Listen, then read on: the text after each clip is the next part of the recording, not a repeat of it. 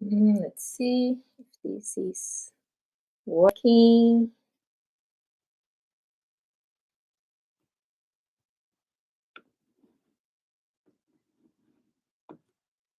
Yes, I guess it is.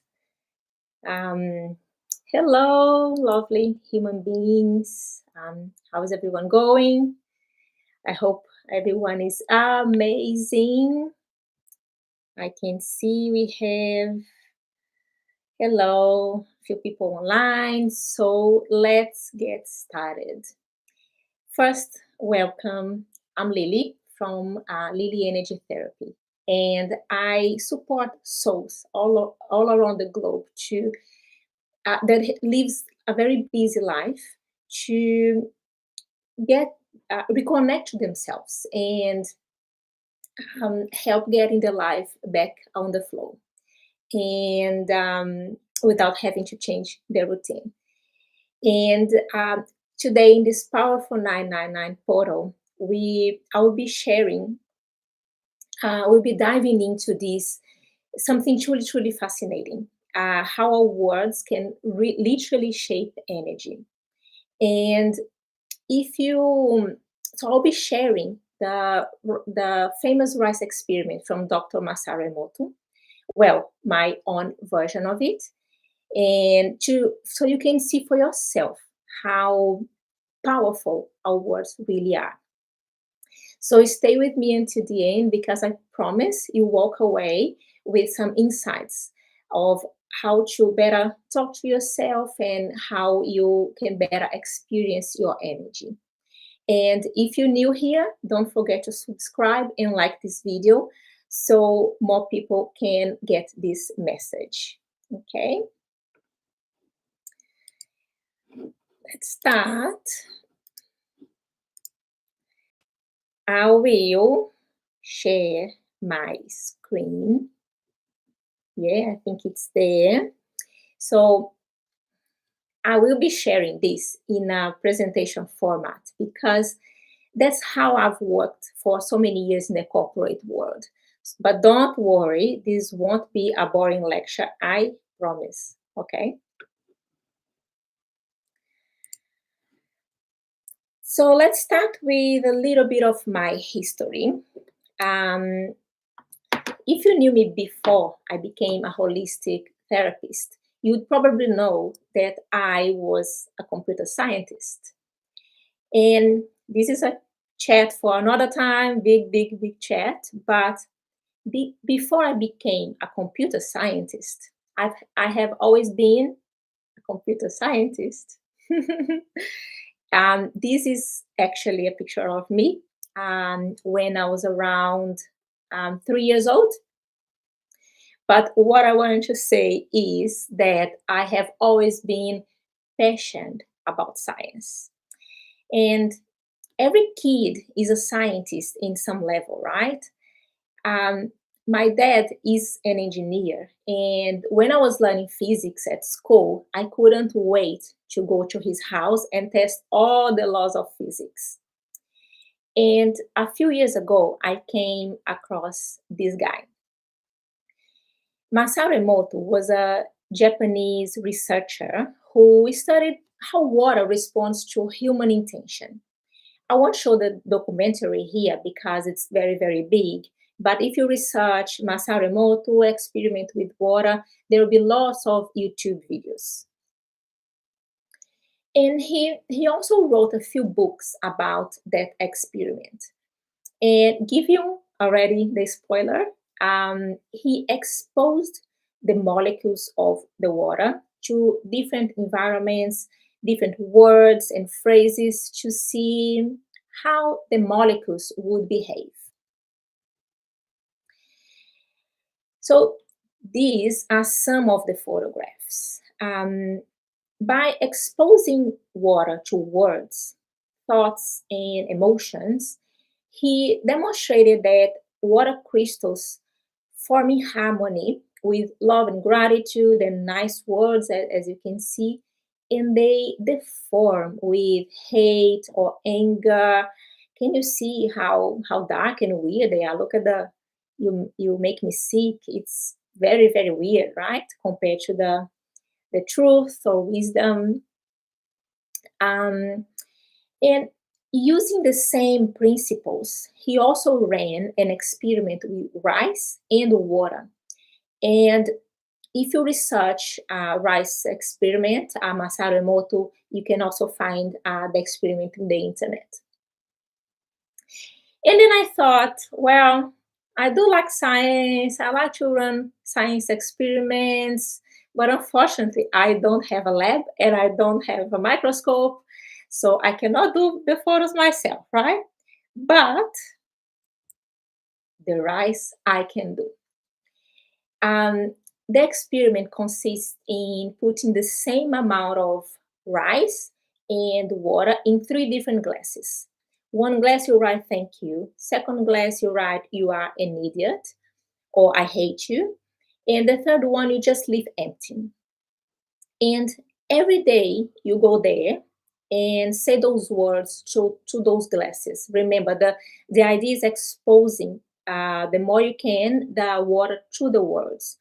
And the third one you just simply ignore. So this is the before picture, right? You can see same color, same amount of rice, yeah, same. And a few days later, this is what I have. This is crazy, right? Can you see it? Write on the comments if you can see the difference between the second glass there, the one in the middle, and but I will show some pictures a little bit closer. So this is the thank you pot. It seems nothing changed, right? The rice is still white, still looks like rice, right? It seems that it's the same. This is the ignore pot, and you can see it's a little bit yellow, a little bit weird, not as bad, but not as white as the first glass, right? And this is the you are an idiot pot. I don't have to say anything, right? Look at the color. We can see some molds in there. It's really, really unbelievable. So hold those pictures in mind for now. I ran that experiment in 2020 during COVID. It was the first time I ran the experiment. And I did it because during the pandemic, it was really hard not to hear some very negative thoughts around you. And I wanted to show people that how we are feeling, regardless if it's at work, if it was at home, it makes a big difference in our life. And I think I probably showed to a few people here and there. But I tried to run the experiment again a few times in the years later. So I think I tried again in 2022. I tried maybe twice in 2023. And I even had Max there supervising my experiment. But it was very interesting because besides that first time that showed the pictures that I showed you, those ones didn't work. The rice was a little bit, they were different, but not as significant as the first experiment. It just didn't work. All right, let's go back in history a little bit. And by the way, I have a reels on my Instagram explaining what I'll be talking about right now. And if you want to watch my hands doing some drawings, the video is called Is Energy Healing Scientific? You can have a look there as well. So first, the scientists thought that the cells were the smallest part of an individual. And a few years later, they discovered that the molecules were the smallest particle. And they kept researching and they found out that the atoms were actually the smallest particle. And they believed everything was matter. Sometime later, they discovered that the atom is actually made of energy and not matter. Well, it composes the matter, but it's energy.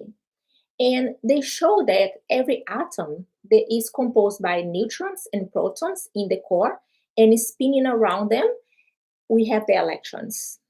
And now they kept researching and they believe that the proton and the neutron are composed of even smaller particles called quarks, and they still couldn't find a smaller particle in the electron, but they call it leptons. And they are all made of energy. So, what does it mean? If everything in the universe is composed by cells, molecules, atoms, if you keep cutting them and finding the smallest particles over and over, what do you find? You find energy.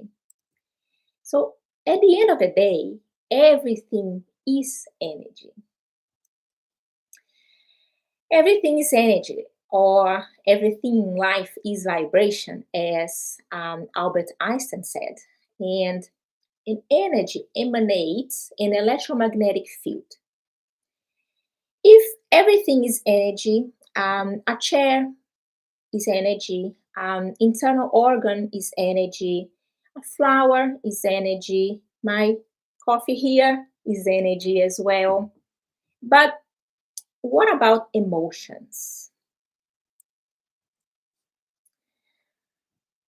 So, with an electrical component about 60 times greater and an electromagnetic energy field 5,000 times greater than the brains, the heart has a significant influence on the body down to the cellular level. There are plenty of neuroscience studies in that area. And the second one is from the HeartMath Institute. It says that the heart's electrical field is about 60 times greater in amplitude than the electrical activity generated by the brain. And Greg Braden said that the heart is the strongest generator of electromagnetic fields in the human body, which means that the electromagnetic field that your heart emits is much, much stronger than what your brain emits. And connecting this to my experiment, I remember that back in 2020, when I first ran the experiment, I was going through a divorce. And you are allowed to laugh now, okay? I got that damn, you are an idiot pot. And I would swear, I'll put all my anger and all my disappointment that I was feeling towards my ex-husband to that poor glass. But that's okay. We are friends now. But the thing is, besides that time, pandemic plus divorce, besides that time, I didn't have anger in my heart again. Well, I'm human. Of course I have anger, but not that level of anger in my heart. So the following times that I tried the experiment, I would pick up the pot and I would say, I'm very cute. I hate you. You're an idiot. Sorry. I didn't actually mean it because I didn't have that feeling in my heart. So that's why I could explain why the experiments didn't work again. And today I wanted to leave you guys with a few questions.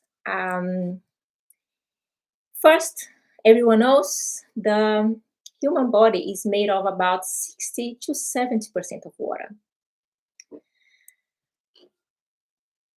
Have you been creating opportunities to make sure your loved ones know how you feel about them? Remember the ignored part, right?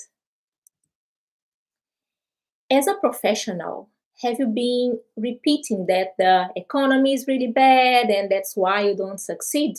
Or you know deep in your heart that you are good enough? If your heart's energy imprints in the world around you, what reality are you creating? Oh, this is a good one. Um, when you make a mistake, do you tell yourself, I'm just human, I will do better next time? Or do you repeat what I said to the pot? If love can preserve rice, how much more can it preserve your spirit, your body, and your relationships? And the last one, but not least, when you look at the mirror, what do you say to yourself? Have you been nice?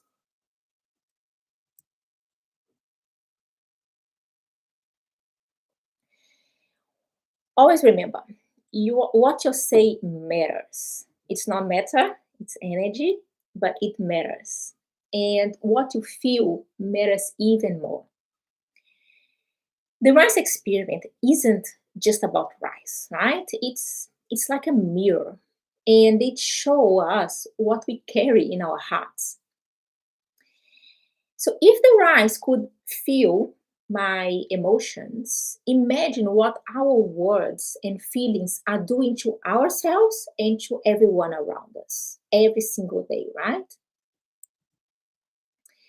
And as I shared on my Instagram, the number nine carries the energy of closure. So why not use this powerful energy around you today to release old habits, let go of what no longer serves you, and free yourself to the future, you know? And whether you're watching this live right now or later on replay, I really hope it inspires you to be kinder to yourself. Let me stop sharing here so I can get back to you all.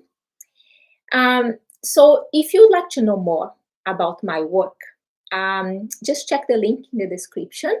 You can find my website, and you can also book a free 15-minute discover session with me. And thank you very much for being here with me today. And I'll see you soon in the next videos. And remember, your words can change everything. See you soon.